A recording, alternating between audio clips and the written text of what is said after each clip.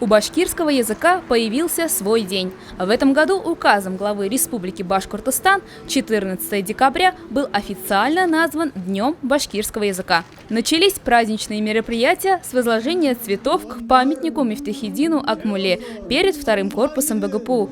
В торжественной церемонии приняли участие вице-премьер правительства Республики Башкортостан Фанур Ягафаров, заместитель руководителя администрации главы Башкортостана Урал Кельсинбаев, представители министерств республики, ректор БГПУ имени Мифтахиддина Акмулы Салават Сагитов, а также писатели, поэты, общественные деятели и студенты.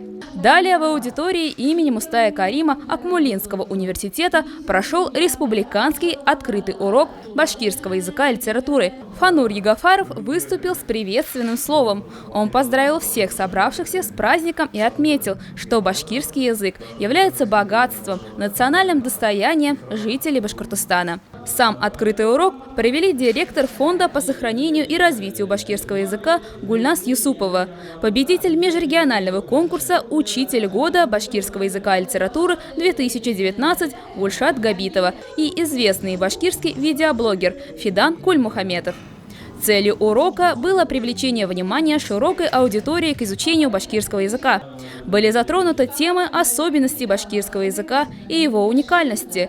Были рассмотрены слова, заимствованные им из русского языка, и слова, пришедшие в русский язык из башкирского. Слушателями занятия стали студенты и преподаватели БГПУ имени Мифтахиддина Акмулы и БГУ, писатели, члены исполкома Всемирного Курултая Башкир, журналисты и редакторы средств массовой информации. В завершении урока выступил ректор Акмулинского университета Салават Сагитов. Он выразил благодарность главе Башкортостана Радиу Хабирову. Отметил, что педагоги БГПУ рады вдвойне. День башкирского языка празднуется именно в день рождения Акмулы.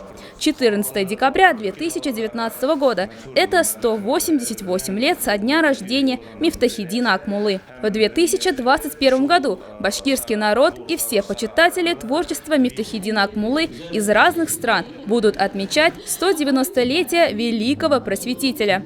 В честь этого события университет запустил видео-челлендж. Участники должны записать на видео стихотворение Акмулы и передать челлендж дальше.